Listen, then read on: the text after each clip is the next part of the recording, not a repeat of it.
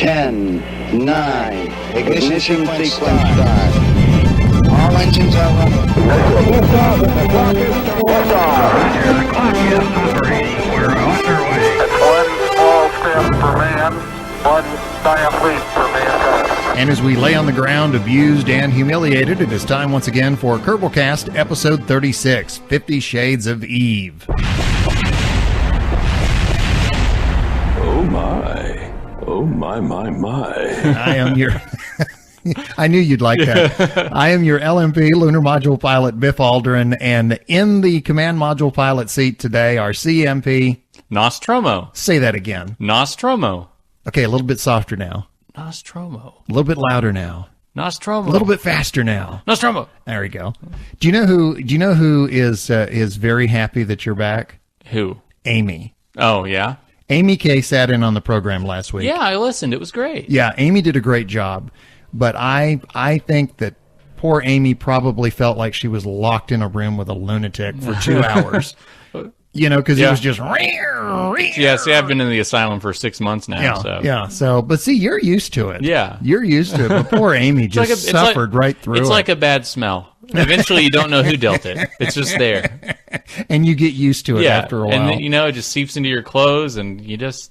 Yeah, you just absolutely. Live with it. Well, welcome back, man. I know you have been traveling a lot. Yeah, my job is like pretty much, so far it's been 100% travel. Yeah. So we did a poll of our listeners, and we've all agreed we don't like your new job, and we want you to get a different one. Oh, again. So, yeah. Again, I got to get it. Oh. Go get another one. I hear Burger King is hiring. Oh, yeah. If I can have it my way, then. Yeah, there you go. Have it your way. What's coming up in today's program? Blow me up, crash me down. It's our progress or lack thereof in the game. And your letters, the latest Kerbal news and the mission briefing. Another episode of A Kerbal Life by Amy K. Amy K. And calling all modders, North Star needs your help. An update on an update. Harvester tells us what to expect from update 1.0. And we have an audio letter from Thomas Eccles, who is a birthday boy this week. Hey! So we have to say happy birthday to him. Well, did you get a chance to do any progress in the game? Because you've told me before that when you're on the road, you don't have access. See, I don't even have a smartphone or anything. So I go pretty much 4 days, with nothing. So, back to caveman existence. And so I spend like the whole day I come back like responding to all the emails that I have, which I don't understand this fancy Wi-Fi stuff. Which it makes me feel important because day to day I would get one email, but whenever I come back from being gone for like 4 or 5 days, I have two. And so it's really cool. I'm like, whoa, I'm Mr. Popular. I am Mr. Popular. Yeah. So it's been an adventure. Yeah. So I did get some playing this week. Okay. And I started trying to play on that same campaign file that I had before, the one where I had, a bunch of loving little nitpicks about, the current state of the game. Well, even though it was against what I personally wanted to do, I deleted that file and started a new one. Because I think in any simulation, or most simulation games, or any game really, your save file, like, you should be able to somewhat recoup in an open world kind of game. Right. But the way it was is I can't sell those buildings, or at least I didn't see a way to. I mean, maybe I missed a big glowing button, but there were just not many ways that I could bounce back from where I was without doing a bunch of little small parts testing. Well, the problem that I run into a lot of times with games, and Civilization is real bad as far as this one goes. If you step away from certain types of games for a couple of days, sometimes when you come back to them, it's like, I've got a ship in orbit over here, and I've got this other thing over here. Yeah. Or with Civilization, it was always, I got a unit way, over here. I wonder what he was doing. It's like, I have a Navy? I didn't know I had a Navy. I wonder how that sprung up. Yeah, so I understand the whole restarting bit. Yeah, so I just decided to restart, and, based on some of the pieces of advice from some of the listeners and their letters about how to make it in this campaign mode, I started taking on that advice. So I started off with my money, and I didn't upgrade the administration building. I got what will get me the most money, and eventually I was doing small contracts and then getting upgrading my launch pad so it could actually handle more weight. So those 30-part ships actually could have, some size to them. Right. Well, the other thing I remembered is when you start off, it says get a vessel above 5,000 meters. Mm-hmm. And everyone said, once you get to 5,000 meters, stop. Right. Because then you'll open up an 1,100 or an 11,000 meter, and then you'll open up a 24 or 50. Yeah, it's like, I think, isn't it a series of 11s? It's like 11, 22, 33. I think, isn't it like that? Isn't it staggered by 11s? Yeah, and so I was like, okay, well, I need to do that. I haven't unlocked anything, no science tree or anything. And the reason why they said to do that is because if you pass it, let's say I go, I pass that 5,000 meter, but in that same launch, I go beyond 22,000 meters. Right. Well, that means those contracts will never show up. And they give you a pretty decent amount of money for something that's pretty relatively easy to achieve. I mean, you could achieve it with the base stuff, which is where it leads me here. It was a command pod. Two of the, I think it's LV-100s or something. It's like the base fuel cell that you have at the beginning, like the only one you have.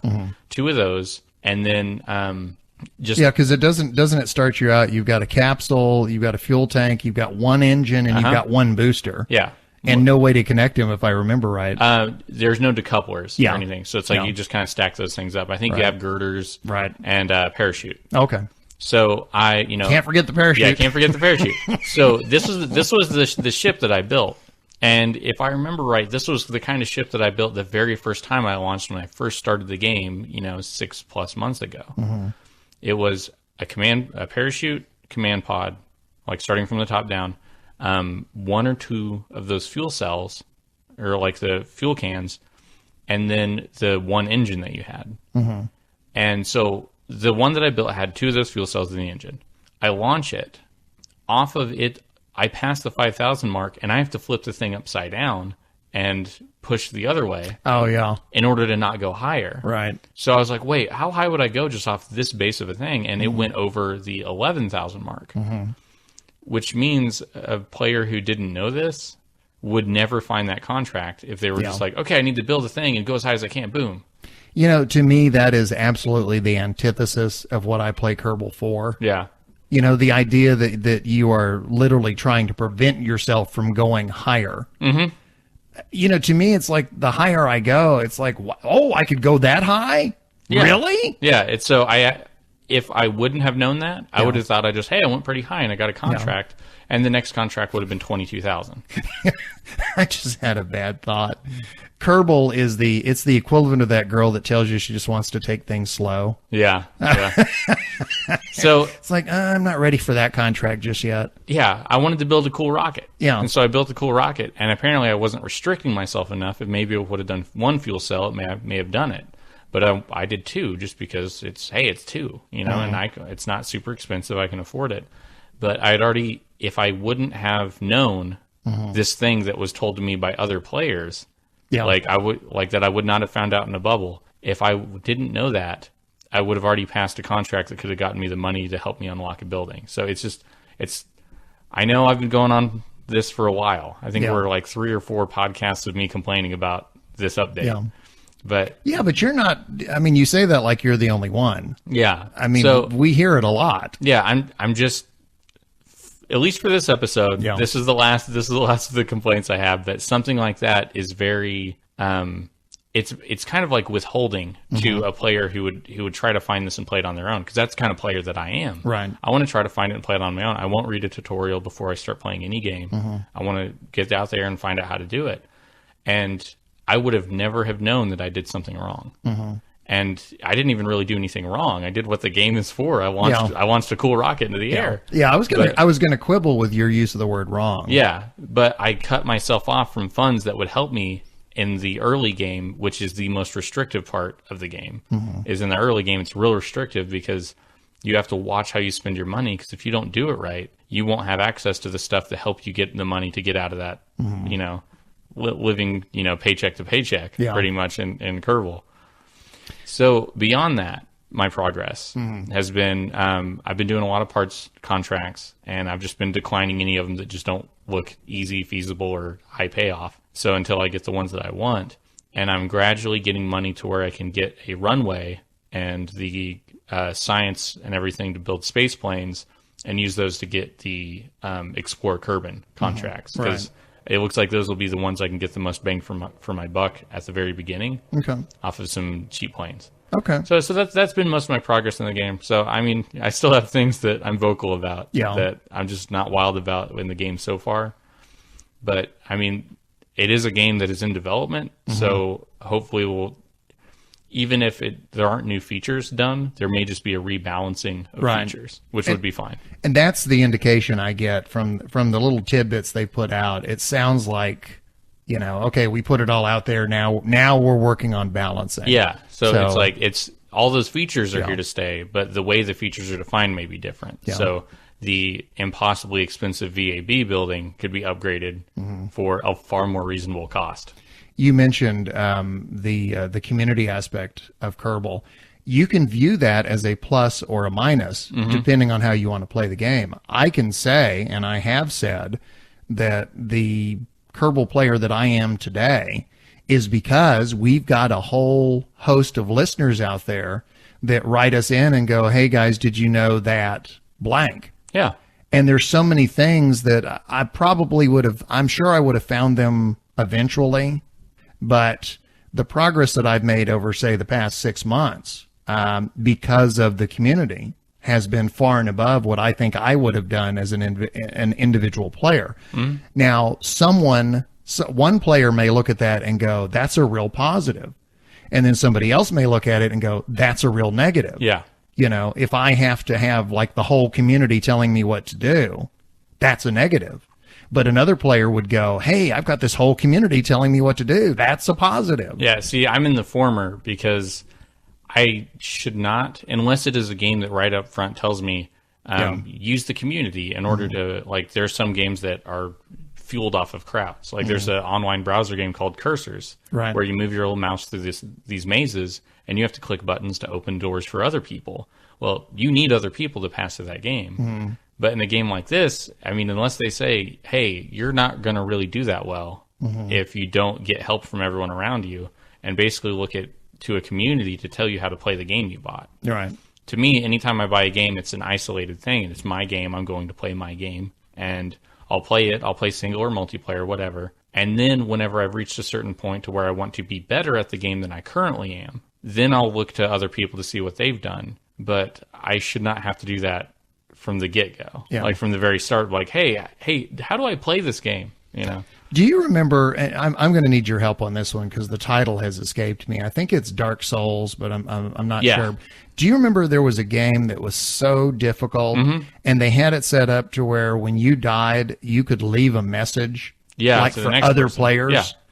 And, and the game was, I mean, it was advertised as being, this is a nearly impossible game to play.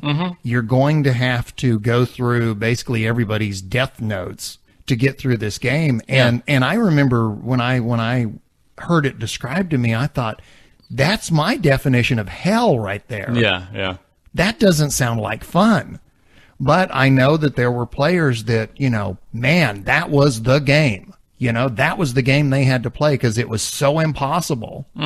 And they loved it. They loved the challenge. Yeah, it is Dark Souls, by the way. It is a Dark Souls? Okay. It is Dark Souls. Well, I knew I was bouncing between Dark Souls and Darksiders, but I knew it wasn't Darksiders because Darksiders was more of an action game. This was more a beverage. Yeah, so. Yeah, that's true. That's true. So a dark ale. Yeah, dark ale. So with Dark Souls, it was in the game. Yeah, that's the difference. It was in the game itself was other people are going to help you, and the interface of the game was here's how you help other people. Yeah. But with something like a lot of simulation games, Kerbal, for instance, being what we're doing a podcast about, you have to go, like, you can't do that in the game. You have to open up a browser window and search and read forums and see all these varying opinions on the best way to do a rendezvous. That's a good point. I didn't think of it that way, but that's a very good point. Yeah, so it's not part of the game. Yeah. It's part of, like, you have to go do another activity to understand this activity. You have to activity. Alt-tab and actually get out of the game. Yeah, and you have to, and then you have to read all these varying opinions on how to best rendezvous. And that's, okay, that is okay. Right. That is completely okay. I mean, that's the reason we're doing a podcast, is because of a community. It's perfectly fine. But, I mean, think of a new player who walks in and you're like, hey, before you start, you're going to want to watch these couple videos, read these few things. Right. Otherwise, you're screwed. Yeah. And yeah, I'm not wild about that front end being loaded onto, hey, that game you bought on the Steam sale, you got to do your homework. Yeah. You know, you can't just walk in and, mill around and do okay. You're eventually going to feel like you're stuck. Yeah. Which, that's what happened in my previous save file I just deleted. It was like, wow, I made one or two bad moves, and I didn't even think they were bad moves. Yeah. Well, I know one of the Matrix sequels, one of the complaints that people were leveling at those was, you could watch part 2 and part 3 and get the story. But there was also, it's like, there's this graphic novel that you can read that's going to tell you something you don't know in the movies. And then there's these video games that you can play that'll tell you something you don't know. And there's these other things. And there were people that were complaining going, good Lord, I shouldn't have to do 6 different media properties just to get the whole story. Yeah. I should be able to get it from the movie. Yeah, it's like you can get the entire story of Dead Space from the game. Right. Like, I get the gist of the story. I understand Now, if I want to know more, I can go back a little bit and there's an animated movie. Yeah. If I want to know even more, there was a 6-issue comic book that happened before that. So I could read, if I wanted to know everything, I would read the comics and watch the movie and play the game. But if somebody just walked in like, I just want to play this game, you're fine. Go ahead, do that. Well, it's the if you'll go online and look at like the Star Trek and the Star Wars forums, inevitably somebody will go, but in this novel, something, and someone else will go, no, don't give me the expanded universe stuff. The movies are the story. Yeah. Yes, the books and everything else expands, but the movies are the story. Yeah. But, the nice thing about Kerbal is that I can't say for certain that I know this, but, for example, do you remember when we were asked a long time ago, they said, how do you launch? And do you remember you and I both basically said the same thing? We come straight off the ground until we get into space, until we leave the atmosphere, and then we flip over 90 degrees and we burn. And we got this cascade of letters going, no, that is a huge waste of fuel. I think eventually I would have figured out, I'm in the atmosphere gets thinner at this point, and now I can start to lean, and okay, now the atmosphere is even thinner, and I can lean even more. I think I would have figured that out. I would, please, I hope. Yeah. But I don't know that I would have figured it out as soon as I did. And I guess technically that doesn't count as figuring it out, having someone else tell you. But I don't know that I would have figured it out as quickly as I did. I may be, to this day, I may still be going straight off the ground and, getting up into the atmosphere going, I'm the best Kerbaler there ever was. Yeah, yeah. See, you were still able to play the game. Yeah. And, you weren't playing it the most efficient way, and, eventually you wanted to find out, hey, how do other people do it? Right. And so you found out. Right. Could you have kept playing the game doing that? Oh, yeah. Yeah. Yeah. The difference is, I think some of the things that I have been able to accomplish since, I've said this many, many times going back over the previous podcast. One of the things I like about Kerbal is the more you do, the more you can do. And I think that something as simple as efficient launching puts you in orbit with enough fuel to do more. Yeah. Learning how to rendezvous gives you options that you never had. Learning how to transfer from one planetary system to another gives you options that you never had. And the sooner you learn those things, the more the game opens up to you. So again, I go back to what I said earlier. You can read that as a plus. You can read that as a minus. And I think a lot of that goes to your individual play style. Yeah. So, did you hear the dog? Yeah. My dog barked. My dog is the co-host for the week. Yeah, there we go. She's the other co-host. Yeah, so I've been mainly doing parts contracts right now, just trying to restructure and hope that I don't find another stumbling block. Right. And slowly amassing money. And that's kind of my progress right now. Yeah. It was just kind of restructuring that. Well, you talk about stumbling blocks. I cannot believe this happened to me. Yeah, I saw the title of this episode. Yeah. So one of the things, I mean, seriously, I mean, Eve this has become an abusive relationship. Yeah.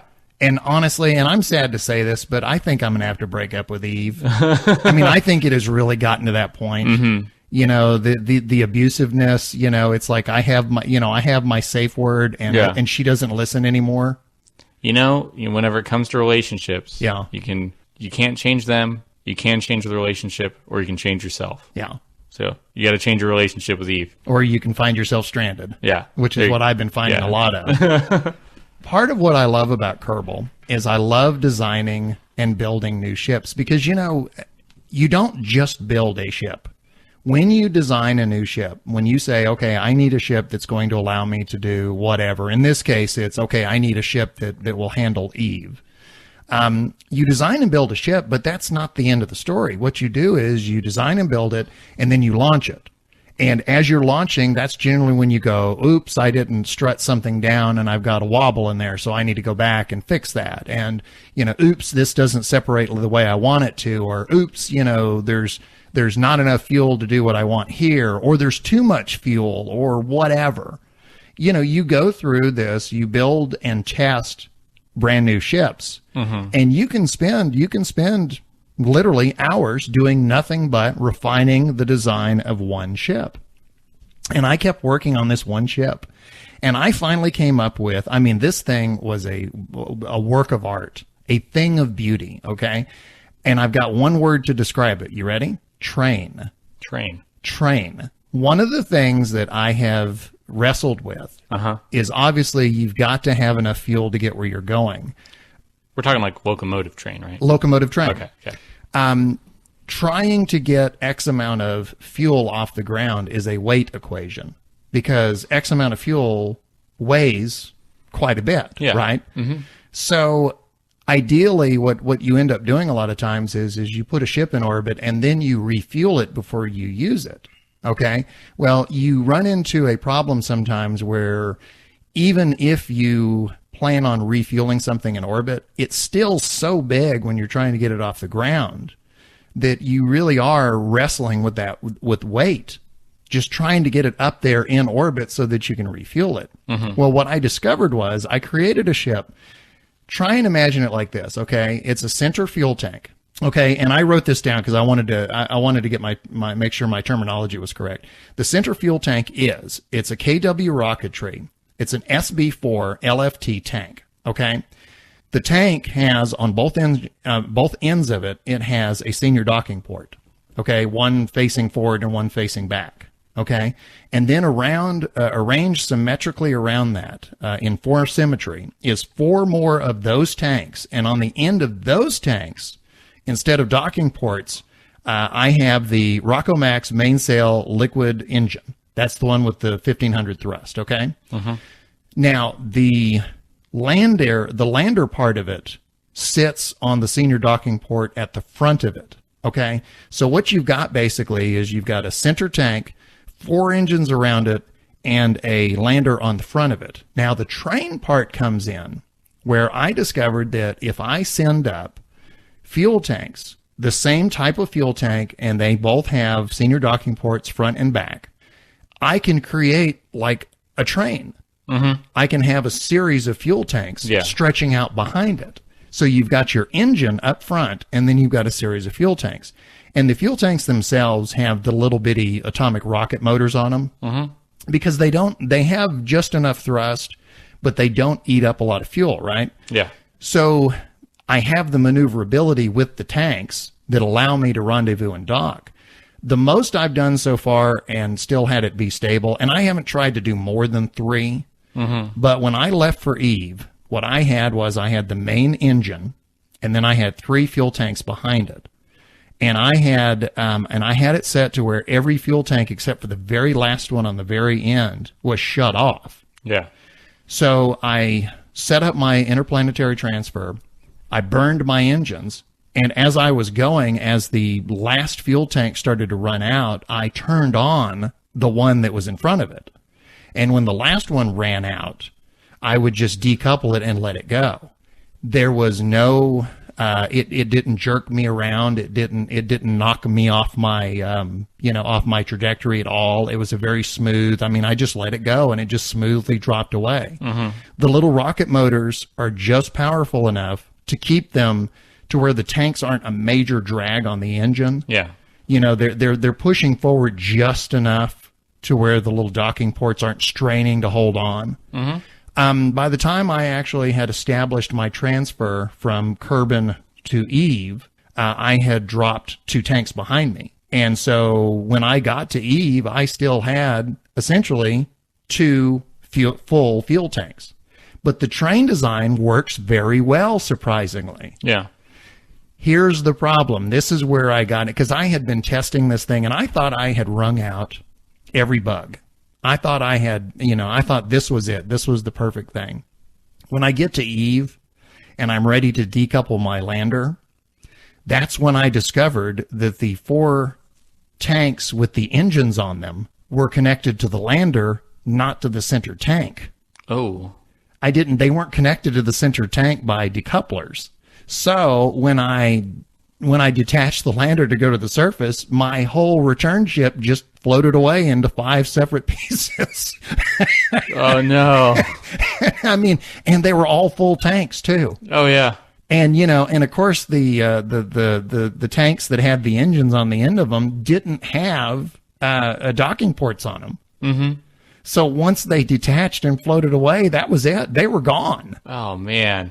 And I was just going, no. After all the hours I spent building this thing and testing this thing and putting it together in orbit and all of this, at no point did it occur to me, hey, those 4 tanks around the center fuel tank aren't actually connected to the center fuel tank. That's you know how you build things top down? Yeah.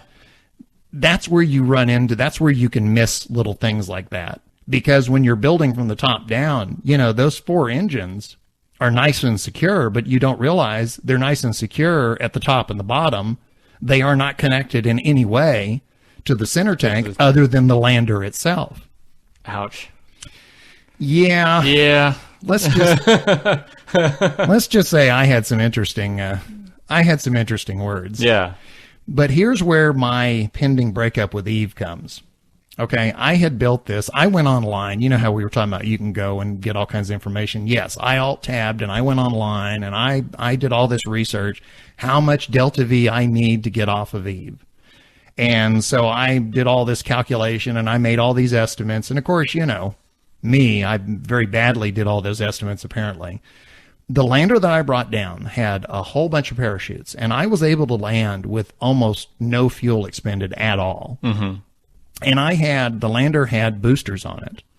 And the idea was I would use the parachutes to set me down. So I would end up on the surface of Eve with pretty much all of my fuel and boosters. And boosters, for the weight, they really do pack a lot of punch. Yeah. They're fairly lightweight. They burn fairly heavy, and then you can jettison them. So I thought, okay, this is perfect. I've made the perfect lander. Here I am sitting on Eve. The bottom didn't tear off because I didn't have the leg. I didn't have the landing struts, too high up or too low down or whatever. Everything I set down perfectly. Mm-hmm. When I went to launch to get back up, even with the engines at full throttle, even with the boosters going full blast, I think I got maybe 1,000 kilometers up. Yeah. Because Eve's atmosphere ends at about 90,000 kilometers. And about the highest I could get was 1,000. So that was tough. Wah, wah. Wah, wah, wah. Yeah, I said this last time. The difficulty with Eve is not landing. It's getting back up. That same lander, which I tested on Kerbin, gets me all the way back up into orbit, and it allows me to create an orbit. But on Eve, it only gets me about 1,000 kilometers off the ground and then shuts down. Yeah. And then I get to watch as the, inviting shores of Eve come back up in a hurry. Mm-hmm. Man. Yeah. Well, somebody, I think it was Mittenpo, I'm not positive, but somebody said that their solution to the problem was they're not bothering to get back up. They're just landing and creating colonies and they're using the Kethane mod. Oh, okay. Yeah. So, I mean, their solution is, move in. The heck with the return trip. Yeah. It's so nice here. We don't want to go back. But there was a question I wanted to toss out to the listenership. Is there anybody out there that routinely goes to Eve and back? Is there anybody out there that's figured out a way to get down and get back up, routinely? Because even to this day, and by the way, I have a new hour total for you, 1,104 hours in game. Oh. Yay. Even at 1,104 hours, every time we got more dogs barking, every time I get down to Eve and try and come back, it just rarely happens. Man. Yeah. So I'm just wondering, I want advice on Eve. For now, I think I'm going to set Eve to the side. I told her I think I want to see other planets. I'm working on a challenge. Amy gave me a challenge last week. She plays the game using the Deadly Reentry and the FAR mods, to make it more difficult. And she challenged me. She said, I want you to install those mods, and I want you to try and, go to the mod and go to planets and things. So that's where I am now. I'm going to give the new mods a try. I've installed them, but I haven't really played with them very much. Yeah. So anyway, that's my progress. And a depressing progress report it was. Aww.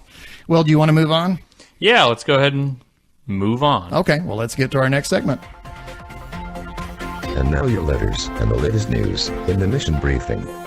Okay, mission briefing, obviously. We do have some posts about the pending update, and understand by the time this podcast comes out, the update may be released. Yeah, because Tuesdays are usually it's when we release. It's also when things come out. So we've recorded before then. So, hey, maybe you're seeing the thing we're talking about. Maybe we're wrong. Maybe we're right. Well, since we're welcoming Nos back to the podcast, please go first. Okay, this comes from the on January 20th, 2015, the dev notes said Harvester reports that he is working on the aerodynamics overhaul, specifically finishing up the new lift model for the lifting and control surfaces, and adding a new user interface overlay to help visualize the airworthiness of a spaceplane during the design and construction phase.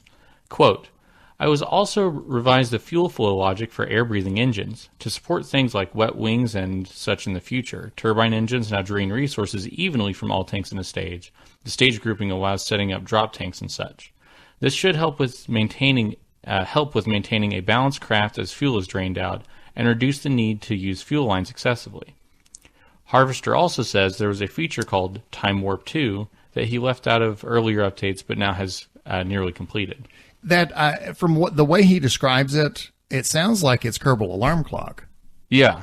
Yeah, it sounds like you can set it to where, because how many times do you overwarp? Oh, constantly. I mean, that's like most of my early progress reports. Like, and then I accidentally went past that. Yeah, and then I was 5 days past my transfer window. So, quote again, basically it lets you select a point ahead of you in your trajectory and have the game auto-warp up to that point as fast as is reasonable, given the time gap. This feature was delayed because of time and needed to work out how to deal with the warp limits near planetary surfaces to stop warping just before any maneuvers you may have set, and also because they wanted to add a time warp limit when approaching a sphere of influence transition. The auto warp system will respect those limits and step up warp again as soon as conditions allow. Well, that was the post that he made on January the 20th, I believe. Is that correct? Yes. Yeah. A couple of days later, he updated the update. And so we'll pick up with that. This is Harvester. Quote, Kerbal Space Program is about to reach a state in which every single one of the original goals for the game has been reached, and we can say that our original design document has been fulfilled. Because of this, the next update will be our 1.0 release. I'm assuming they're calling it 1.0, considering they called the last one 0.90. Mm-hmm. So I'm assuming 1.0. And with it, we will be leaving early access.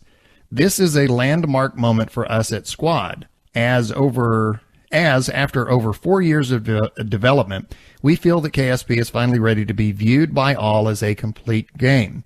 However, this is not the end by any means. And according to Harvester's Post, Update 1.0 will include a new drag model that will take into account things such as part occlusion, facing, and eliminating calculation based on part mass. That's something we talked about as far back as the very first episode of the podcast. Do you remember that? Yeah. When we said that when you add aerodynamics, it counts as drag. Mm-hmm. So anyway, wow. A new lift system corrects the lift so that it is now a function of the square of velocity, not linear, allowing for far more effective and accurate wings. And as mentioned before, a new user interface that shows you the stability of your ships as you build them, and a new engineer's report that warns you of crucial and generally frustrating issues in your design, such as a lack of fuel tanks, engines, or landing gear. I'm assuming it'll also point out things like parachutes? Yeah. Anyone? Anyone? You may want those. As mentioned before, the Time Warp 2 feature allows you to choose a point along your orbit, and the game will take you there as fast as physically possible. Also new in Update 1.0. This sounds like Kethane to me. Deep space and planetary refueling that will allow you to collect matter from asteroids and other bodies to process into things like fuel and oxidizer.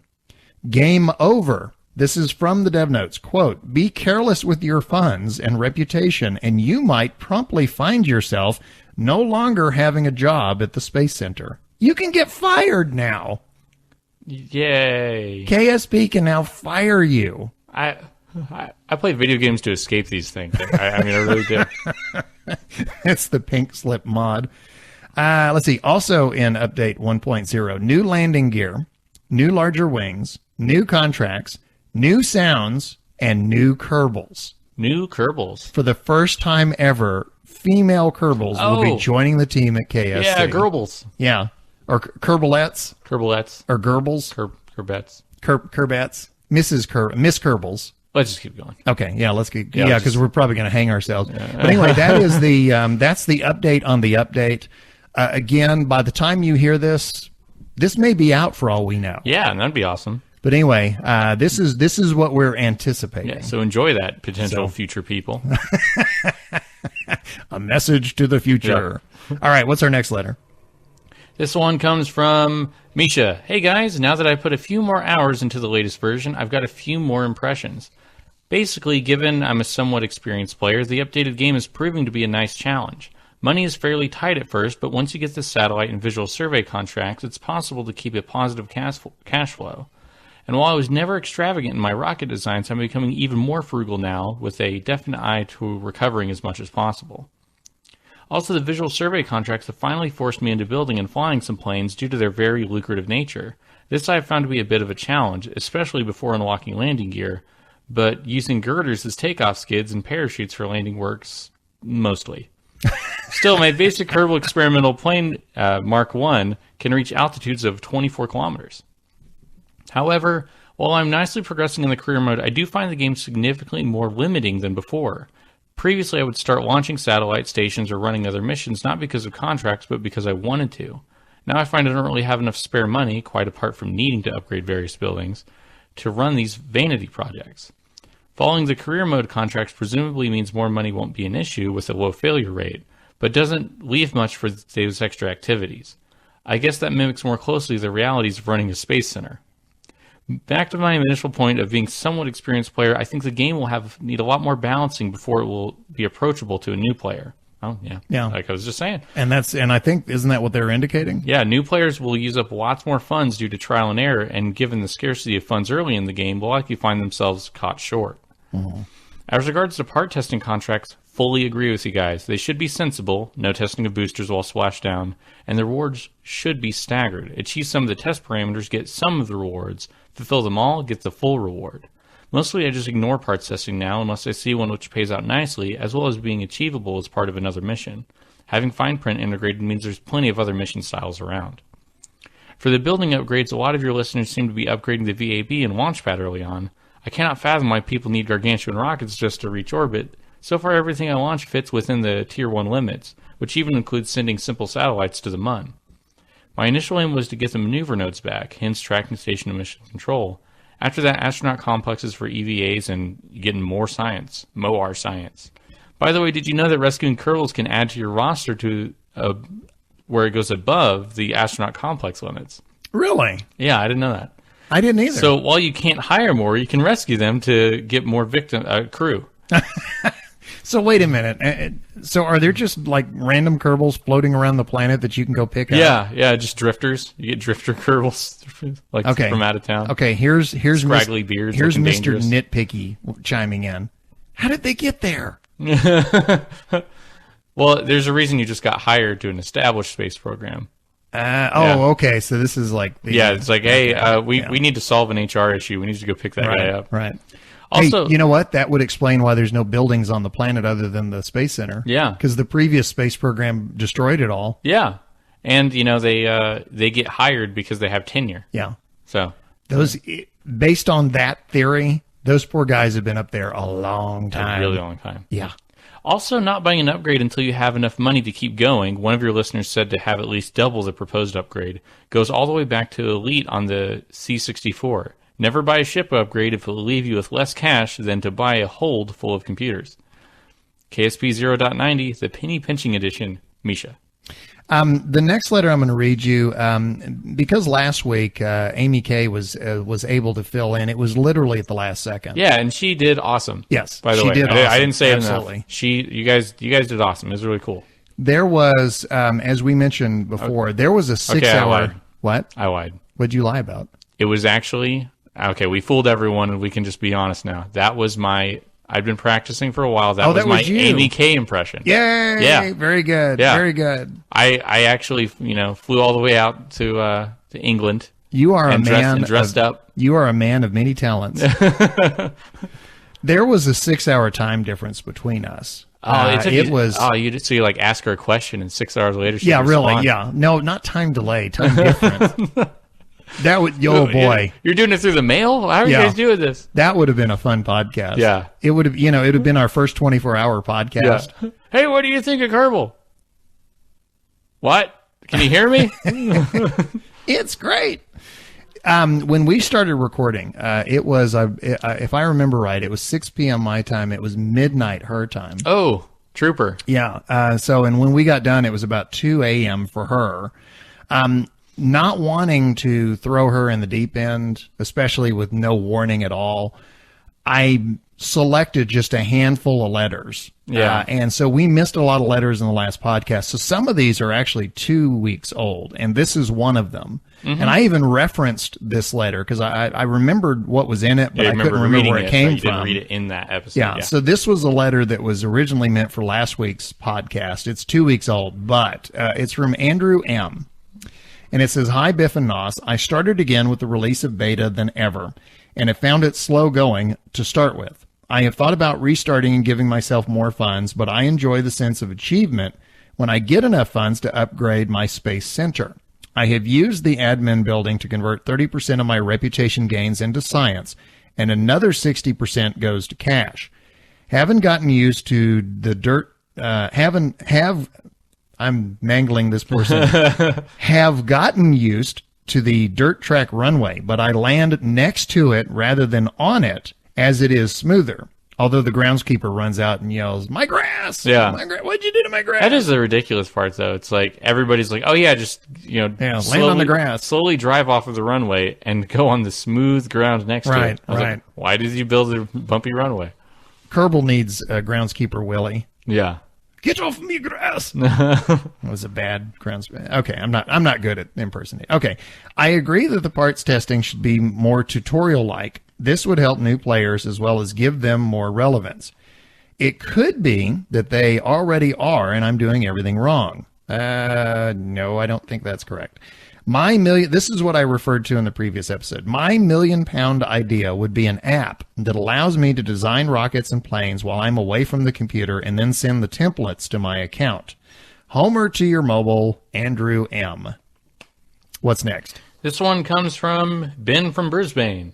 I hope that that code's working out for you. Yeah. Yeah, that's right. He was one of our winners, the custom control pad. Yeah, I hope it helped. Hey, Biff and Nos, Redditor /u/Scott Kerman has been creating some quick KSP guides, each about a dozen slides long. I'm not sure if you've seen them or not, but they're worth a mention since they have both great tips and new players and are a handy reference for those of us who occasionally forget the important stuff. This is a list of guides he's working on as he commented on his first intermediate plane guide post. Basic orbital maneuvers, getting to orbit, intermediate orbital maneuvers, lunar travel. Oh, thank God I'm not the only one. Yeah. Advanced orbital maneuvers, interplanetary travel, basic rocket design, intermediate rocket design, advanced rocket design, basic space plane design, immediate plane design, advanced plane design, and I don't think they have a central home yet. And that was Ben from Brisbane. Okay. We got another letter. This came in from Rough Draft. And he says, hello, Biff and Nos. I've been listening to your podcast for about a month now, the same amount of time that I've been playing Kerbal. When I found your podcast, I listened to every episode in about 2 days. Oh, wow. I'm not kidding. I'm a welder. Is that feasible? Well, yeah, if you drink a lot of Red Bull and don't get any sleep. Oh, okay. I'm a welder, and I work outdoors, so I listen to your podcast through my entire workday. I've been really meaning to write in for a while, but I keep forgetting, so forgive me for bringing up some old topics. Well, it's been a crazy 2 days, man. Yeah, there you go. Get some sleep. I was going to do an audio letter, but I really didn't trust myself not to ramble on for 20 minutes. Yeah, because, Biff never does that. See, that's why you make a podcast, so you can just do as much as you want. And then edit as you go. He says, from listening to your podcasts, I was able to rendezvous on my second try. Oh, good job. Hey, great wow. job. I've gotten quite good at it. I've never docked yet, though, as every time I get to having docking ports, I end up restarting my game. So far, I've only been able to land on the Mun, but this weekend I'm going to try to travel outside the Kerbin system. Wish me luck. We wish you luck. Yeah. You guys asked in a previous episode not long ago about people using alternative controllers. I personally have used Sidewinder Flight Stick, but it is starting to die, so it sometimes causes more problems than it's worth. Overall, it's an okay experience, and when I get a new flight stick, it will probably be more worthwhile. Also, I remember Biff in an episode talking about flying in cockpit view. You said that the problem was that you couldn't look around out the windows like IRL, so it made things much harder. I have a solution for you. It's called Track IR. Track IR is a head tracking controller that tracks your head in 6 degrees of freedom. This, in short, will allow you to look around your cockpit, even leaning to look out windows. KSP doesn't natively support Track IR, but there is a mod called Curb Track that adds support for it. I haven't personally tried it out in KSP, even though I own a Track IR, but it looks, I'm saying Track IR, it may be Tracker. Oh, yeah. It's kind of like whenever I had AV8R, and I never until the end, I was like, oh, yeah, Aviator. Yeah, okay. It's like reading a license plate. Yeah. I am very slowly catching on that may be pronounced Tracker. So anyway, if it is in fact pronounced Tracker, just kind of mentally go back and think that I said it every time. Tracker. Yeah, Tracker. Tracker. He says, I own a Tracker, and he hasn't personally tried it out in KSP, but it looks pretty cool. If you're not up for a $200 investment, it also supports some Who isn't? Yeah, really. It also supports some other head tracking technologies that use webcams. From the icy Canadian prairies, Rough Draft, Homer to your mobile. Are you ready for the PS? Because you remember, where did he say he's from the icy Canadian prairies? Yeah. PS. I downloaded episode 6 like 30 times. You do your country proud. Yes, you do. Yeah. Yes, you do. You do your country proud, Rough Draft. That is one of our oldest running jokes. That is going to be Canada's national podcast. Yeah. It's just episode 6, not Kerbalcast. Just episode 6. I can't. I'm trying to remember which goes back further, Diarrhea Planet or episode 6. Ooh, I think Diarrhea Planet was episode 3. Okay. I think wow, it was. Okay. Yeah, because that's when we were talking music. Okay. Yeah. So Diarrhea is technically the older, longer running joke, but still, it's one of our older. I think the jokes. oldest joke we have is episode 1. Yeah. Whole thing's. Yeah. I was gonna say. Yikes. Okay, so we have a thank you. We would like to thank the space sim website, hobbyspace.com, for featuring Kerbalcast in an article on their front page. Yes. Yeah, we've made it, baby. Yeah, Hobby baby. Space has been around for years and is a fun website for for the Kerbler and all of us. They feature articles on space news, space games like Kerbal Space Program, and even links to space sim software. And you can find them, of course, at www.hobbyspace.com. I'm not kidding. I remember being on hobbyspace.com as far back as like 2001. Yeah. Because they had a link to an Apollo style lander that they have links to all kinds of space sim games, and they had a link to one, and it was a fully graphically, I mean, it looked real, and it was, everything worked like it was supposed to, and that was kind of my first taste of actually trying to land a mooner. Listen to me. Lunar. Yeah. A lunar lander. Yeah. And it was an early Kerbal for me because, I struggled to get that thing down. And then the first time I did, it was like, yes, for the win. So anyway, is it me or is it you? It is you. It's me. Okay. We had a question come up in the previous couple episodes, and it is, what do you call a bunch of Kerbals? And you remember we've had, like a debris of Kerbals and things like that. A crash of Kerbals. Well, John M. writes in to say, a crash of Kerbals, of course. Oh, yeah. Okay, well, not to idea, but David in California says there's only one proper name for a group of Kerbals. A squad. A squad of Kerbals. That's perfect, because I had said that I thought what would be perfect would be a Homer of Kerbals. Oh, yeah. A squad of Kerbals is so much better. There you go. For the win. Again. Okay, it's me again? Yeah, right back at you. Okay, from Crater. Hi, Biff. Nos in absentia, although you're not. Not this time. I'm here for you. You're here for you, baby. And not Nos, a.k.a. Amy K. Please, please, please never, ever play clips like the one from QVC again. I sat at my desk crying, laughing, particularly at the thought of someone standing up at the IAU, which is International Astronomical Union conference, to say, but of course Pluto is a planet. People live on it. I only hope that nobody out there was listening while driving. Yeah. I'm not sure that there is a collective noun for Kerbals, since I'm beginning to suspect that they don't, or at least shouldn't, congregate. I have a theory that there is actually a critical mass of Kerbals. I mean, think about it. If you put one Kerbal into orbit, you can build a ship without too much difficulty that does the job. If you try to put 3 Kerbals at once into orbit, there's definitely a bigger chance that your ship will blow up. Trying to put 10 up at once has an even bigger chance of explosion. Trying for 20 or 30, and you'll see lots of bangs. I think that it's the Kerbals. They're unstable, and when too many of them get together, they go critical and cause things to explode. So, we shouldn't have a collective noun for them. We should be trying to keep them apart. Homer to your mobile. Crater. He's right. The more of them you put in something, like when I made that Mega Rolly, it had 13 Kerbals in it, and it blew up a lot. I don't think I've ever done maybe more than 5 at once on a launch. I'll have a capsule with 3 seats, and then I'll have like a hitchhiker's container or something. Yeah. I don't think I've ever done more than 5, maybe 6 at the outside. So I can't fathom the idea of putting 30 in orbit at once. You're not going to make a colony ship? Yeah. Oh my God. Well, that or like a really unruly school bus. Yeah. They're like, hey, you kids, shut up. So, let's see. I have the last letter, so you're next. Yep. This is Neuronic 17. I forgot to send this in last week, and I'm sure someone would have said it already, but you mentioned Minecraft having no way of ditching the monsters that you can just chill and mine resources to build without being disturbed. There's a not very new option in the settings for difficulty called Peaceful that removes them, leaving the sandbox mode you wanted. Funny enough, it's the mode I play on it the most, and I like to chill out without creepers preparing to assault my carefully crafted castle. Much the same way I like it when the Kraken doesn't interfere with my Eve missions, which brings me to my Kerbal-related notes. I've never actually planned to return from the surface of Eve. With the likes of the Kethane mod, I've mapped the planet and carefully chosen a location to build a Kerbal colony instead of making a permanent outpost from where I can explore using rovers and drones, using the inflatable balloons from Hooligan Labs.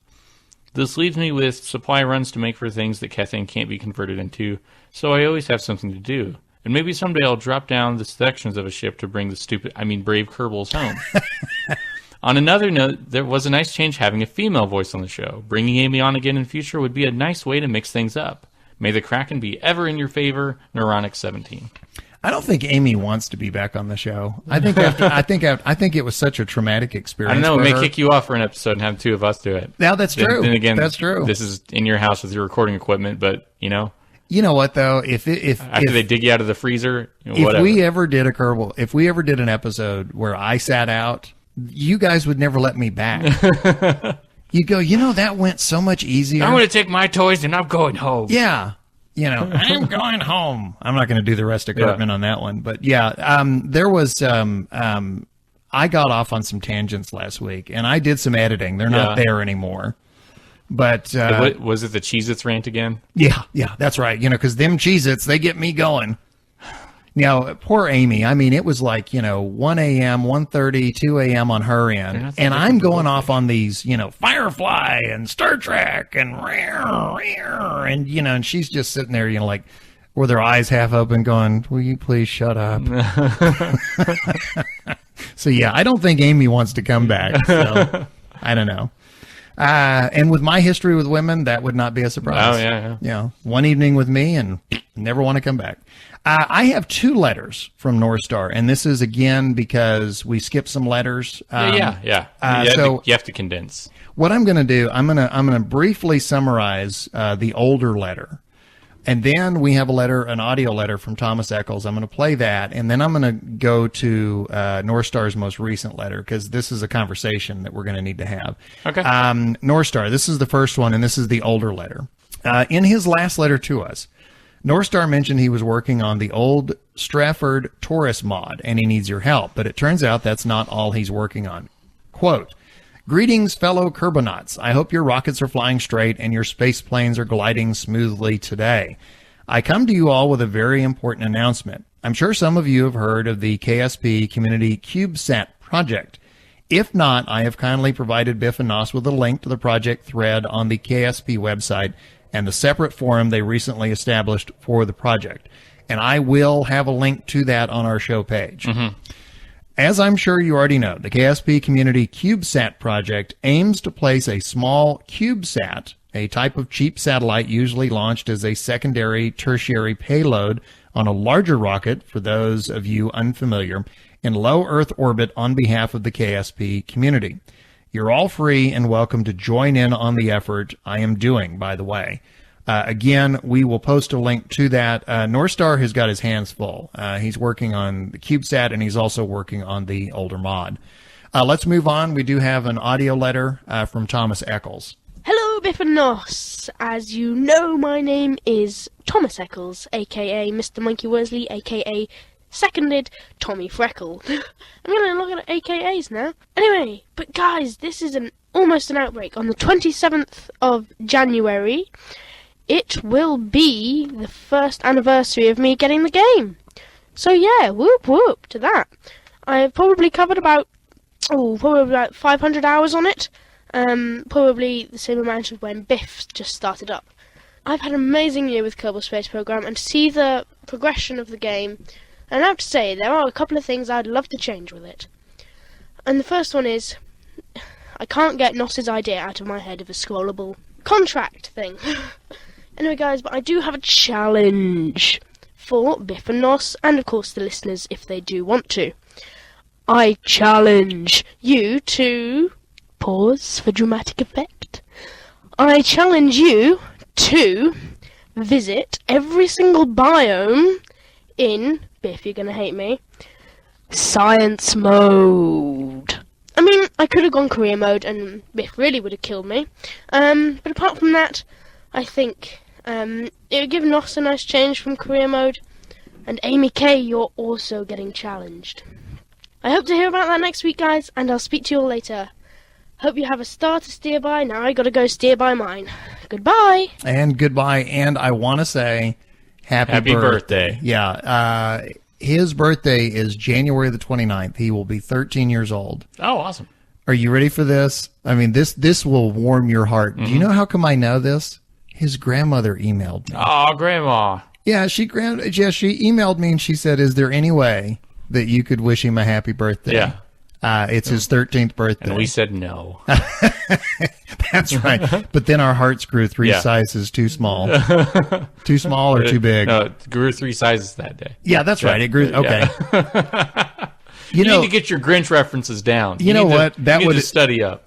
That would have been a completely different episode of The Grinch if his heart actually shrank even more. Yeah, he just became more evil. Started like, Yeah. going to the bathroom in the Christmas like a Christmas Carol. You know, it's like he goes over to the Cratchit's house and he goes, "Where's Tiny Tim?" And then he kicks his crutch out. You know, it's like, this isn't the heartwarming Christmas tale I remember. But anyway, happy birthday. He has submitted stuff to us in the past, and he's done some audio and some video stuff. Very talented and very bright. Yeah, and we cool wish kid. you the best birthday that you can possibly have. Yeah, happy birthday. Happy birthday. And thanks, Grandma. Thanks for letting me know. That was very sweet. Yeah. Yeah, I woke up this morning and there was like, I got an email from Thomas Eccles' grandmother.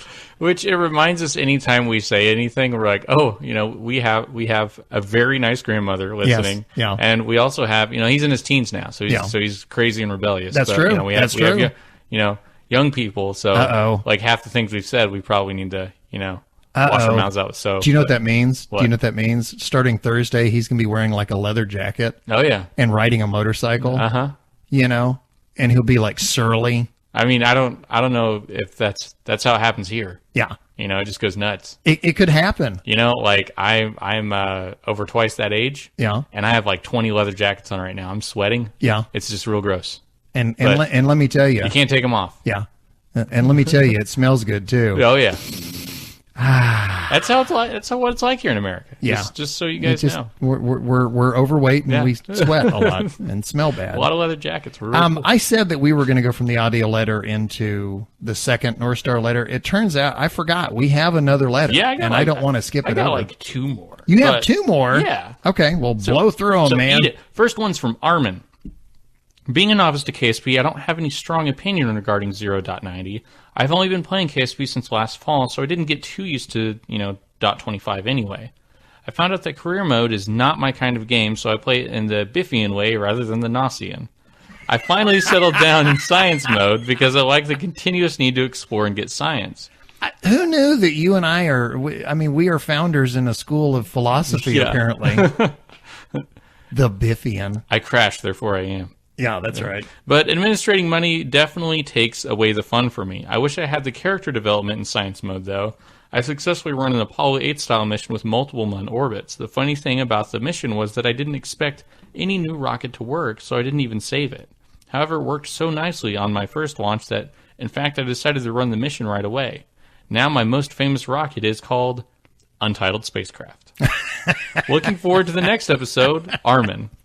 You can. So this is like one of the few things I know about this game. What? You can rename the vessel after you've launched it. Yeah, so. I've discovered that. Yeah, and you can also change what it is, like ship or debris or lander or whatever. Yeah. So usually I'll rename it to, hey, this one worked. Yeah. Like I won't name them until they make it. What I do, because I have accidentally deleted stuff that I didn't mean to. What I do a lot of times is if there's something that I want to get rid of, I will literally rename it delete. Oh, yeah. I'll change the name of it to delete. And that way I know for sure when I go back to the space center, to the tracking station, I'm deleting the correct thing. Yeah. I can't tell you how many have had that. I named the first one. Yeah. And there's like 5 of them with the same name floating around. Have you noticed the number of people that have really latched onto your idea of scalable difficulty? Yeah, and I'm not asking for money for that. I would just like to see it happen. Like, because I really think, which is funny because some people have given variants of that idea. Mine was when you accept the contract, you choose how difficult you want it to be. Right. So it'd be like, there'd be a star for each parameter, like this high, this speed, this... like altitude, all these different things. Right. Well, somebody else said that you would get a portion of the money for each part of the contract you completed. Right. And if you didn't complete it, then, you lost whatever money was left. And I think that would be interesting, too. Yeah. Because, like, let's say you could manage to get the altitude and the test and, being in the right planetary system correct, but you just couldn't get the speed. Well, you got 3/4 of it, so that would be something. You do realize what this makes them, though, right? What? Adherence to the Gnossian philosophy. Oh yeah, the School of Nos. The School of Nos, with 100% less Jack Black. Yeah, and highly graded on a curve here. Yeah, like exactly. Okay, we'll get to the next letter. Okay, the next one comes from Skyzar. Skyzar, hail Skyzar! Hello, podcasters. Listening to your last podcast and being able to understand half of the conversation for once, I was intrigued by the mention of old space games in the Internet Archive. I feel I should bring the attention of your growing army of listeners a couple of games they may have missed.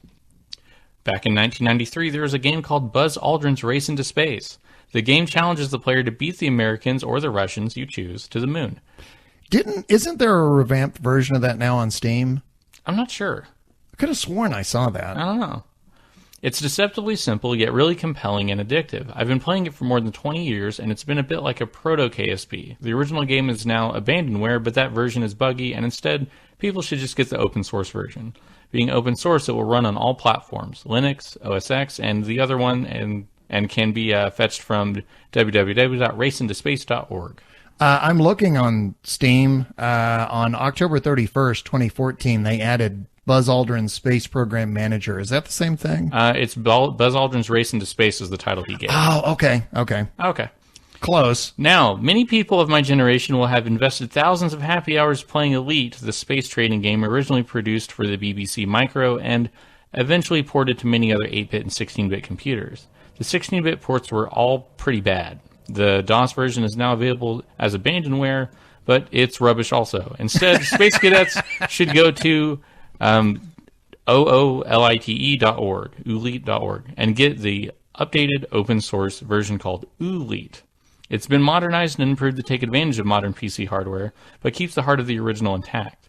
I'd recommend people try some of the visual plugins to improve the look of the game, and I found it a lot easier to play with the joystick. Again, it's open source, so will work on all modern platforms. Again, thanks for the great podcast. You know, I want Skyzar to get a job as a reviewer. Can you imagine it'd be like a new game came out and they go, Skyzar, what do you think? It's rubbish. Yeah, I'd be fine with that. Yeah, just lay it down. He did you catch that comment about he understood half of it for once? Yeah. When I was talking to Amy, there are some cultural things. There's certain like certain... he had in the PS he was talking about the use of the word mental here versus there. You know? So. Yeah, I've heard if I remember right, I think isn't it Ron Weasley and Harry Potter that talks about people being mental. Yeah. So I'm familiar with the terminology, but there were a couple of, and I'm not going to say them here because I don't want Thomas Eccles' grandmother to come whoop me or something. But there were a couple of things that we say here that have a completely different meaning over there, and vice versa. Yeah. And what I thought was interesting talking with Amy was, sometimes we talk about something and I'd make a comment and she'd go, "There's a cultural reference I'm missing." Mm-hmm. And I would explain it and she'd go, "Okay, because that has no meaning here." Yeah. So that was it's like, we're both speaking English, but we're not both speaking, it's like there's English and there's American English, or English and American English. Yeah, like I want to go on about, how pizza's a vegetable and that, the Sasquatch exists, and they're like, I don't know where you're talking about. Or this is a political callback, but ketchup is a vegetable. Yeah. Okay, let me get to this. This is the letter that came in from North Star, and this literally came in this morning. And this is what we're going to have our conversation about. Dear Kerbalcast team, again, North Star, I write to you guys again with a heavy heart. Squad has decided to announce that the next version of Kerbal Space Program will be 1.0, and with it, KSP will officially move out of beta. I think that this is, and these are all caps, a very, very, very bad idea, to say the least. Kerbal is great, but it is still loaded with bugs. There are confirmed bugs on the official bug tracker about memory leaks, UI glitches, CTDs, and countless other problems. I've experienced many of these bugs countless times myself, although I haven't bothered to try to reproduce them and submit bug reports for them. In my opinion, at the very least, KSP should go through one more bug-focused update that speaks purely to polish the game, that seeks purely to polish the game and remove as many bugs from it as possible before they move into 1.0 and official release. Ideally, they should also wait for Unity 5 multiplayer, which is still in development and won't be ready for 1.0 at this rate, and work further on trying to make 64-bit stable before they even think of calling KSP ready for release. Oh, and did I mention KSP could use some simple visual improvements like clouds and some heavy optimization? I don't know what's gotten into Squad. This announcement of the 1.0 release, even more than the decision to move into beta, which I would also argue shouldn't have happened. Betas are for bug fixing, and they've still been releasing new features since moving into it, caught me completely by surprise and left me shocked, stunned, and wondering just what Squad was thinking. So I pose the question, do you at the Kerbal Podcast, and you the listeners, if you have time to write in for the next episode, think Kerbal is ready for its 1.0 final release? If so, why or why not? And did I mention there is a poll on the community forum about whether KSP is ready for release? So far, more than 76% have answered the poll no. And I called up that forum. I was curious. It says, as of today, what is today anyway? Today's January the 25th.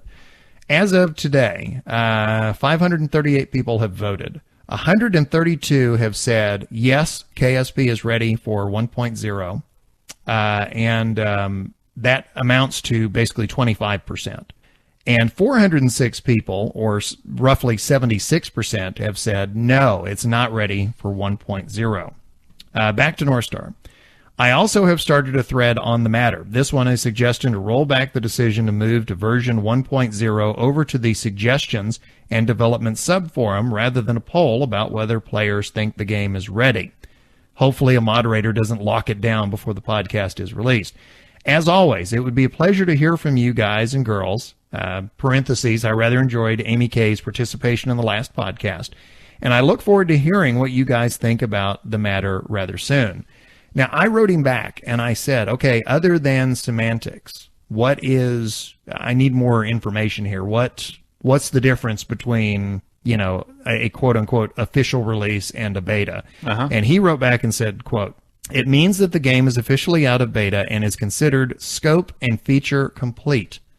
What worries me about this is that it will appear to reviewers and potential players that Squad is signaling the game is finally complete, even if they are in reality still planning a lot more free updates. This will inevitably lead to a very different paradigm in their reviewing the game, and I worry reviewers will not be so forgiving about things like bugs, lack of optimization, and even a simple lack of clouds on Kerbin. It may be a matter of semantics, but it is a very significant matter of semantics, one that could potentially make or break Squad and KSP's future. Again, that letter from North Star, he says, regards. What do you think? Do you have an opinion on this? I think leaving early... it's weird with early access, because if you're in it for too long, people start to get real skeptical. But there have been a lot of articles about how Kerbal Space Program has been like a shining, example of early access done right, because they're constantly updating, they're constantly working toward it. Now, what does it mean to leave early access and to say that your game is essentially released? Right. Well, it means that it is also free to complete scrutiny without the ability to say, hey, we're still working on it. Because you can continue to work on any game after that. Okay, so let's look at a game that's completely done when it was released. There's a lot of different ones you could do. Let's do like Half-Life 2. Okay. It was released, it was completed, and it was judged on any scrutiny it had there. Well, everyone was fine with that. And it may have had bugs here or there, who knows. Let's take a game that was released but was not completed, which is almost everything that Ubisoft and Activision have done on the Xbox 360 and PS3. No kidding. Whenever you're downloading updates on day one. Well, that got a lot of scrutiny because it's like you're sending us incomplete games and it's not completely done, so it hits a lot of people judge them harshly. Well, and there's and I've seen this specifically with Ubisoft, is they will release incomplete games. The reviews will be terrible. people won't buy them, and then they don't finish them. Yeah. I mean, and if somebody thinks that I'm just making that up, let me toss out one game title for you. Silent Hunter 5, to this day, is a buggy mess. Mm-hmm. Anyway. Yeah, and it's just please left continue. But for someone who thinks I made that up. Do I think Squad's going to do that? No. Because, I mean, this is their big debut game, and they're not like... Wait a minute. Do you think Squad's going to do what? Just let it sit out to dry. Oh, okay. Like, they're like, okay, Gotcha. we're done. Do I think they're going to do that? Absolutely not. Right. I mean, first off, this is like their big game, and if their reputation hangs largely on this, and so far, that reputation has been amazing because they've done an amazing job. They have. Right. And, you know, despite any little nitpicks I've had about this update are just little tiny bumps on a very big road. Mm-hmm. And we have paid the cost for this really nice runway, so it's no longer that dirt track that's not as smooth as the grass next to it. Oh, I love that metaphor. Good tie-in, man. Good tie-in. So, do I think that it is bad for them to say, hey, it is released? Actually, yeah, I agree with North Star on that. I think it wouldn't hurt to say, hey, we're doing to 0.95 or something, right. and we're doing some more fixes. But there are some bugs, and the way that the game runs, a lot of people are going to think that it's an incomplete game, where every Steam sale that's happened so far, you would click on it to look at it on that amazing price, and you would see early access. Whenever I see early access as a consumer, the first thing I tell myself is, well, I can't expect it to run perfectly, but it runs well enough to play. Right. I have a lot of early access games that I've bought, and I'm completely fine with. Whenever they say they're leaving early access, that's whenever I decide, well, I'm going to play it, but I'm no longer going to give it the benefit of a doubt on early access, because it's no longer saying, hey, be patient with us, we're working on it. It's saying, hey, it's done. And I mean, games always have updates, especially PC games, but it's opening yourself up to getting full scrutiny on something that isn't fully done. It's tough for me to render an opinion on this simply because even with all of its flaws, Kerbal Space Program is hands down my favorite game. Yeah. And I will say of all time. There are other games that I have played that I just absolutely loved, but I've never played a game like I played this game. Mm-hmm. So it's a little difficult for me. I can understand exactly the point, though. There are things about the game, even as much as I love this game, there are things about it that I do have problems with. Yeah. And I can see that somebody who hasn't played this game for over a year, like I have, I can see somebody coming into it with the mindset of this is a finished game. And the first time they hit a bug, or here's one, the first time they try to load 64-bit and they get that window. Mm-hmm. I mean, that window to me is almost like a spoof of what those windows should read like. Yeah. You know, please bear in mind, this is very unstable and this will attack your house cats and this will, it's just, it's like I'm not used to clicking on a link for something and it comes up and it goes, okay, you do realize you're doing this at your own peril. Yeah, don't get too excited. Yeah, I'm not used to that. I've never run into that before. Yeah. So, I can see somebody brand new who has no history with this game whatsoever coming to it thinking that it is a finished game.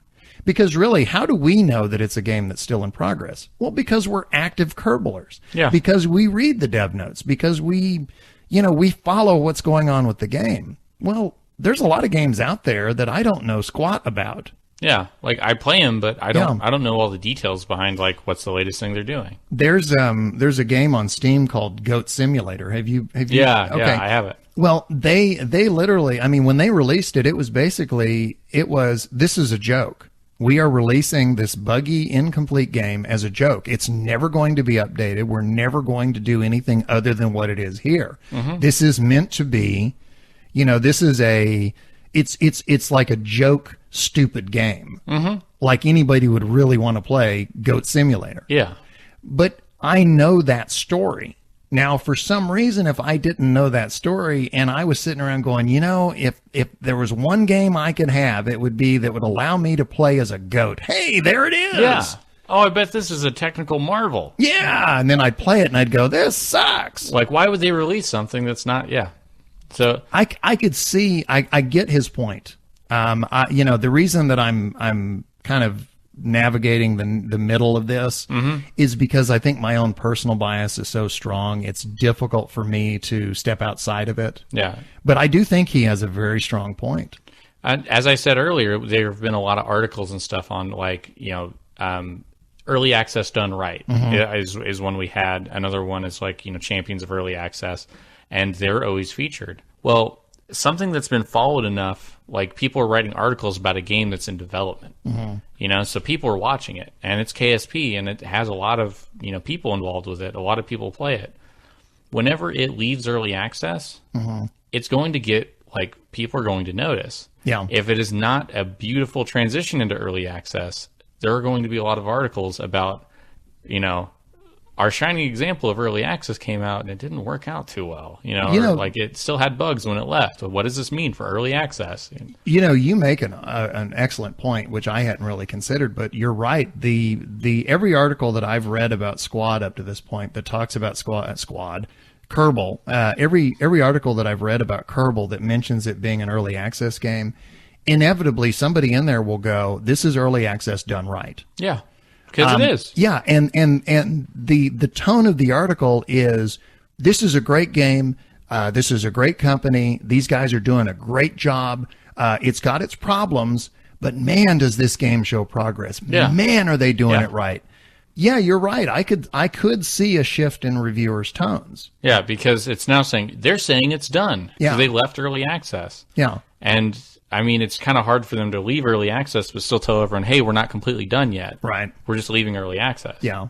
And also, I will say, I know Squad is going to hate me for saying this, but Squad tends to be somewhat secretive. Yeah.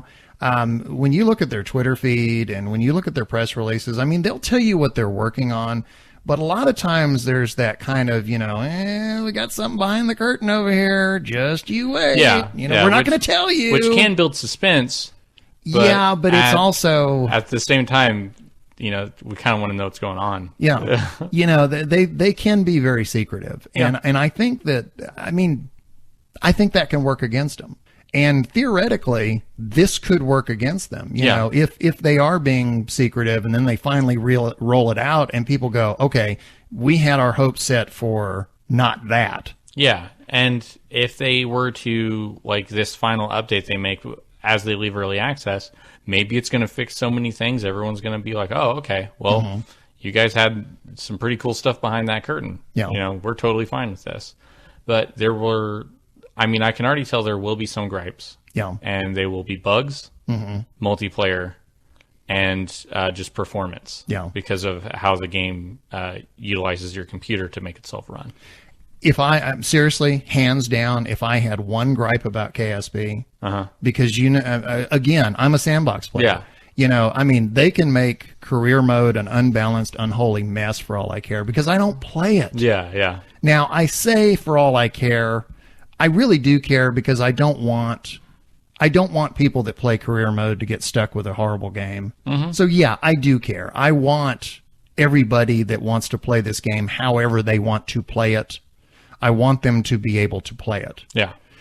But my biggest gripe about this game is performance. I, about a year ago, invested big bucks in a high-powered gaming laptop. This thing, there isn't a game out there that this system cannot chew through. It runs Skyrim on the highest possible graphic settings. And yet, this very same laptop will chug on Kerbal Space Program sometimes. And it's because if I get, let's say that I get two ships close to each other and one ship has a 400 part count and the other one has a 500 part count, the game can start to chug. And I think it's because, if I understand the way the game is addressing the hardware, I think in many cases it's ignoring a lot of the hardware that I have specifically to play games. Yeah. That is a gripe. It shouldn't do that. It should utilize every bit of hardware I've got, which I mentioned Skyrim. Skyrim apparently grabs every bit of resources it can to run. And Skyrim on my laptop runs beautifully. And Skyrim is a huge open game. Yeah. So Kerbal should not run worse than Skyrim. If anything, Kerbal should like materialize in the real world on my laptop.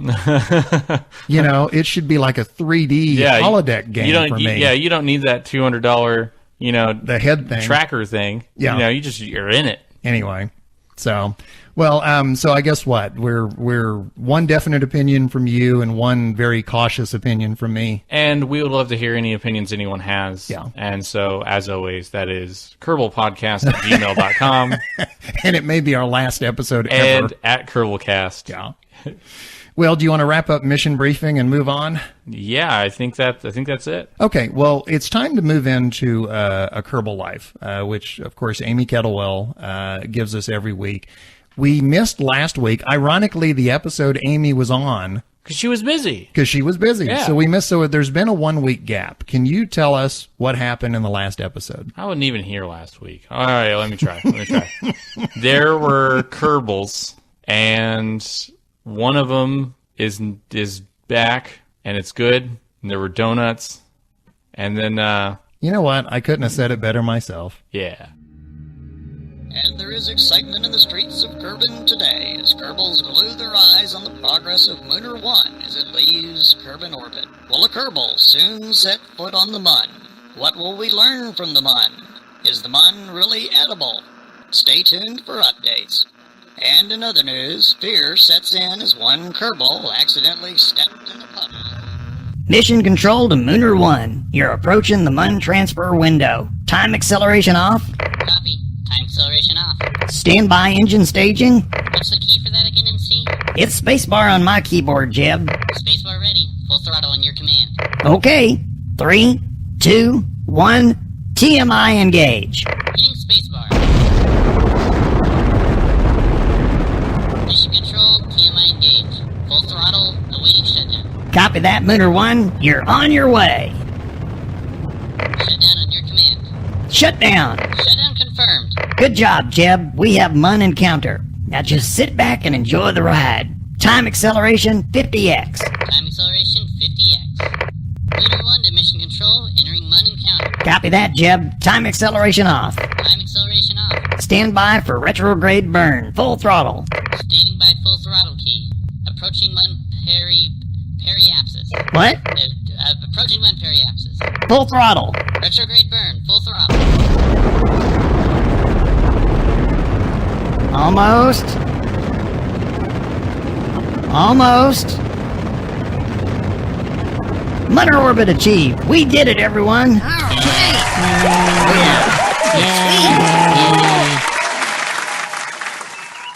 Engine shutdown. Jeb, you are now the first Kerbal in history to orbit the Mun. Just think, pretty soon you'll be setting foot down there and you can finally answer the age-old question. Which moon of Kerbin is the dessert?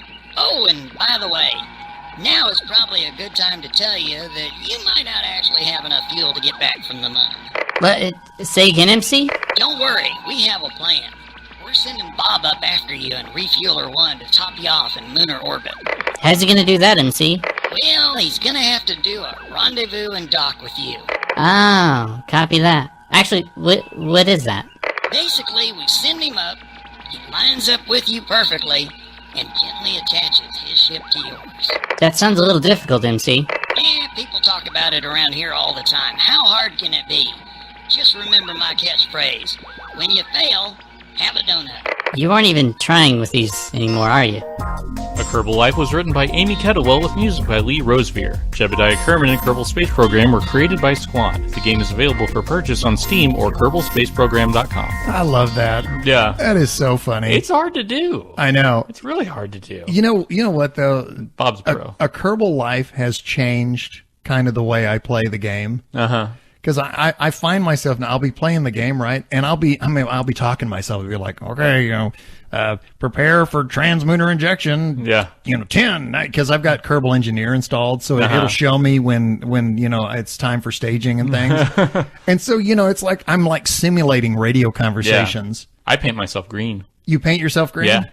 Oh, I don't. Why did I did not need that image. Thank you. Well, why did you do that? I don't know why I do. I'm going to be thinking about that for forever. It's my keyboard's green. No. So we want to give out some thanks. Are you wearing clothes when you're green, please? I don't even know anymore. It's not easy being green. No. Let's give out. Oh, but anyway, well, our first thanks we want to give out is Amy K. Amy K. Thank you. Good job on A Kerbal Life. And we look forward good job to the next last one. week. Yeah, good job last week. Just good job. Yeah. Just good job. And also, thanks for continuing to speak to me even after last week. Yeah. Okay, who's on our list of thanks? Okay, we want to thank our listeners and regular contributors, including Amy K. for A Kerbal Life, and everyone who sends us letters and tweets. And we don't want to forget the moderators for the subreddits, Kerbal Space Program and Kerbal Academy.